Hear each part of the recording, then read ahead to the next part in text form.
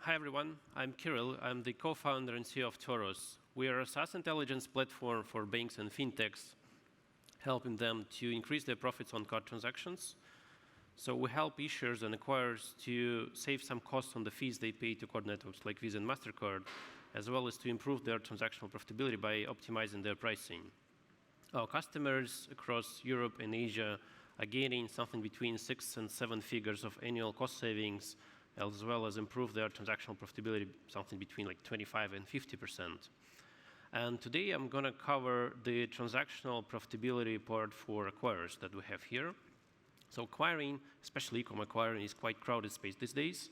And in order to be competitive and profitable, it's vital to understand all the bits and pieces of the P&L. But many acquirers these days, they manage their portfolios at portfolio level. And the reason for that is that the costs are quite complicated and their structure is quite complicated, especially the costs related to the fees paid to MasterCard and Visa and other card networks. And it prevents acquirers from making data-driven decisions, and they end up managing their portfolio using some rough estimates. But do you believe that that's enough to use just the estimate? So for today's demo, let's imagine that I'm a portfolio manager of a retail acquirer, and my goal is to understand portfolio profitability, but also understand the reasons for that profitability and monitor that in dynamics. So here we would see the portfolio of a retail acquirer based on something around like 50 million transactions. So the data was a little bit spoiled because that's a demo, but still. So there are a lot of parameters that we may use. Almost every transactional parameter may be used to filter that, but for today's demo, we mostly will be using the period and the merchant ID going forward. So P&L here consists of the merchant fee collected, so the revenue stream, the merchant fees collected from the merchants, the interchange fee paid to the issuers, and the scheme fees paid to the networks. And then the total revenue, which is like simple math, like merchant fee minus the interchange minus the scheme fee. So, and we see that if we look at portfolio level, that's a monthly view on that, that generally portfolio is doing well. So profitability is positive. And typically, that's the level where most of the acquirers stop.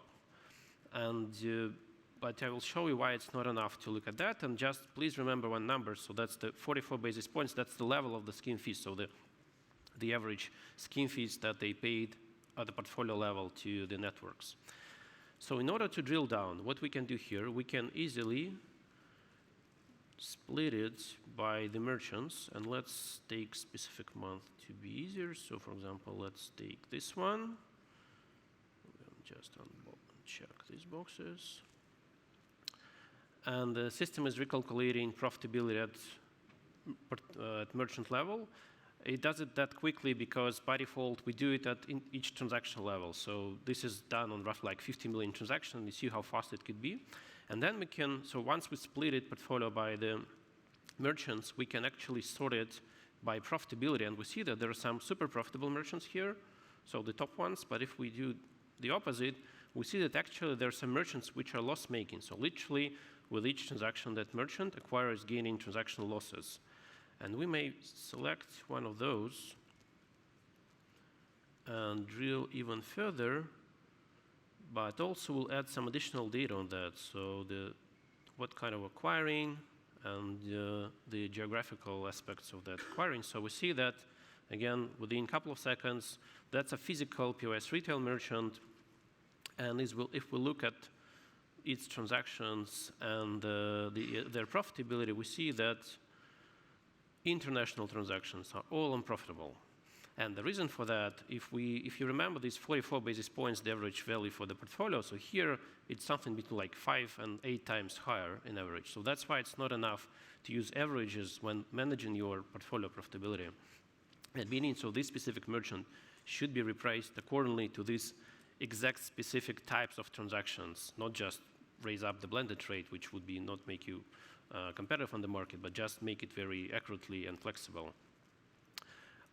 Looking at another angle, we may have a look at specific merchants. So we already did the selection here in dynamics. So we pick it, and we see, okay, what's this exactly profitability of that specific merchants over a month.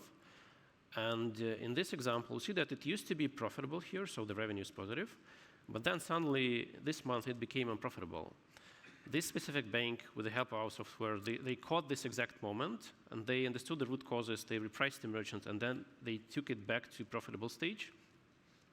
But in many cases that we see when we start with the customers, actually, they keep on accumulating losses over the time because there's no way they can drill down to that level of details without any special software because, as I said, they typically use the averages.